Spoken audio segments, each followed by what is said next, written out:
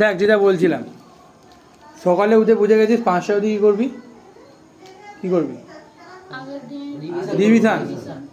5 থেকে 6টা hard subject নতুন লিখে নিবি দরকার হলে। আমি বয়সে বলছি হার্ড সাবজেক্ট মানে তোর ইংলিশ কঠিনটা সব থেকে, Othello as you like it, reading করতে লাগবি বই দেখে, আনসিন সলভ করতে লাগবি।